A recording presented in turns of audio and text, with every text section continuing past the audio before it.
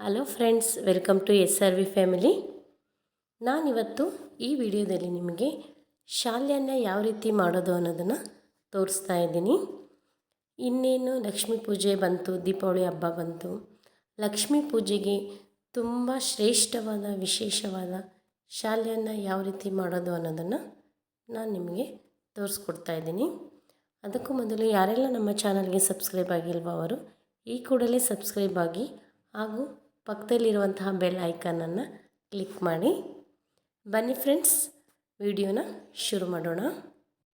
ಮೊದಲು ನಾವಿಲ್ಲಿ ಶಾಲ್ಯನ್ನಕ್ಕೆ ಬೇಕಾದ ಅನ್ನನ ರೆಡಿ ಮಾಡ್ಕೊಳ್ಬೇಕು.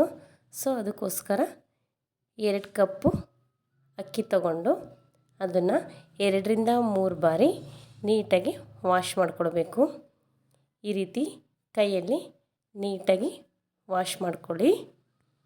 ಈ ರೀತಿ 2ರಿಂದ 3 ಬಾರಿ ನೀಟಾಗಿ ಅಕ್ಕಿ ವಾಶ್ ಮಾಡ್ಕೊಂಡ್ಮೇಲೆ ಅಕ್ಕಿಗೆ ಸರಿಯಾದ ಪ್ರಮಾಣದಲ್ಲಿ ನೀರು ಹಾಕ್ಕೊಳ್ಬೇಕು. ಇಲ್ಲಿ ಕಪ್ಪಿನ ಅಳತೆಯಲ್ಲಾದರೂ ನೀರು ಹಾಕ್ಕೊಳ್ಬೇಕು. ನಾನಿಲ್ಲಿ ಕೈ ಅಳತೆಯಲ್ಲೇ ನೀರು ಹಾಕ್ಕೊಂಡಿದ್ದೀನಿ. ಈ ರೀತಿ ಗೆರೆಗೆ ಸರಿಯಾದ ಪ್ರಮಾಣದಲ್ಲಿ ನೀರು ಹಾಕ್ಕೊಂಡ್ರೆ ಸಾಕು, ಅನ್ನ ನೀಟಾಗುತ್ತೆ. ಆಮೇಲೆ ಕುಕ್ಕರ್ ಲಿಡ್ನ ಕ್ಲೋಸ್ ಮಾಡಿ 1ರಿಂದ 2 ವಿಷಲ್ನ ಕೂಗಿಸ್ಕೊಳ್ಬೇಕು. ಅನ್ನ ಆಗೋಷ್ಟರೊಳಗೆ ನಾವು ಇನ್ನೊಂದು ಬಾಣಲಿಗೆ 1 ಕಪ್ಪು ಬೆಲ್ಲನ ಹಾಕ್ಕೊಳ್ಬೇಕು. ಬೆಲ್ಲಕ್ಕೆ ಒಂದು ಅರ್ಧ ಲೋಟ ನೀರು ಹಾಕ್ಕೊಂಡು ನೀಟಾಗಿ ಬೆಲ್ಲನ ಕರಗಿಸ್ಕೊಳ್ಬೇಕು. ಇಲ್ಲಿ ಯಾವುದೇ ಹದವಾಗಿ ಬೆಲ್ಲದ ಪಾಕ ಮಾಡೋದೇನು ಬೇಡ, ಬೆಲ್ಲ ಕರಗಿದ್ರೆ ಸಾಕು.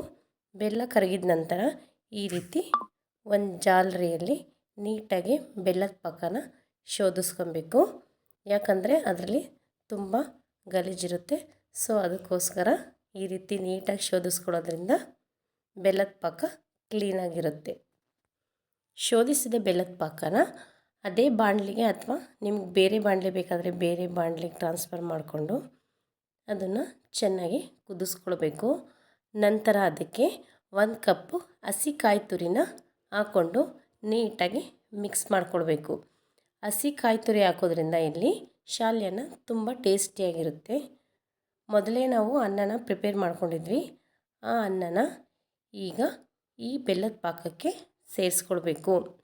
ಈ ರೀತಿ ಸೇರಿಸ್ಕೊಂಡು ನೀಟಾಗಿ ಅನ್ನನ ಬೆಲ್ಲದ ಪಾಕದ ಜೊತೆ ಮಿಕ್ಸ್ ಮಾಡಬೇಕು. ಈ ರೀತಿ ಚೆನ್ನಾಗಿ ಮಿಕ್ಸ್ ಮಾಡೋದ್ರಿಂದ ಅನ್ನ ಬೆಲ್ಲದ ಪಾಕನ ನೀಟಾಗಿ ಇಟ್ಕೊಳ್ಳುತ್ತೆ. ಈ ರೀತಿ ಚೆನ್ನಾಗಿ ಮಿಕ್ಸ್ ಮಾಡ್ಕೊಳ್ಬೇಕು. ನಂತರ ಇದಕ್ಕೆ ಸ್ವಲ್ಪ ಒಣಶುಂಠಿ, ಸೋಂಪು ಮತ್ತು ಏಲಕ್ಕಿನ ನೀಟಾಗಿ ಕುಟ್ಟಿ ಪುಡಿ ಮಾಡ್ಕೊಂಡಿರೋ ಪುಡಿನ ಇದಕ್ಕೆ ಸೇರಿಸ್ಕೊಳ್ಬೇಕು. ಇದನ್ನು ಸೇರಿಸೋದ್ರಿಂದ ಇದ್ರ ಘಮ ತುಂಬ ಚೆನ್ನಾಗಿರುತ್ತೆ.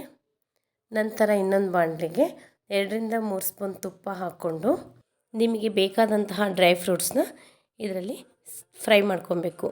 ನಾನಿಲ್ಲಿ ದ್ರಾಕ್ಷಿ, ಗೋಡಂಬಿ ತೊಗೊಂಡಿದ್ದೀನಿ. ನಿಮ್ಮ ಮನೇಲಿ ಬೇರೆ ಡ್ರೈ ಫ್ರೂಟ್ಸ್ ಇದ್ದರೆ ಅದನ್ನು ಸಹ ಸೇರಿಸ್ಕೊಳ್ಬೋದು. ಈ ರೀತಿ ಡ್ರೈ ಫ್ರೂಟ್ಸ್ ನೀಟಾಗಿ ಫ್ರೈ ಆದಮೇಲೆ ಅದನ್ನು ನಾವು ರೆಡಿ ಮಾಡ್ಕೊಂಡಿದ್ದಂತಹ ಶಾಲ್ಯನಕ್ಕೆ ಮಿಕ್ಸ್ ಮಾಡ್ಕೊಳ್ಬೇಕು.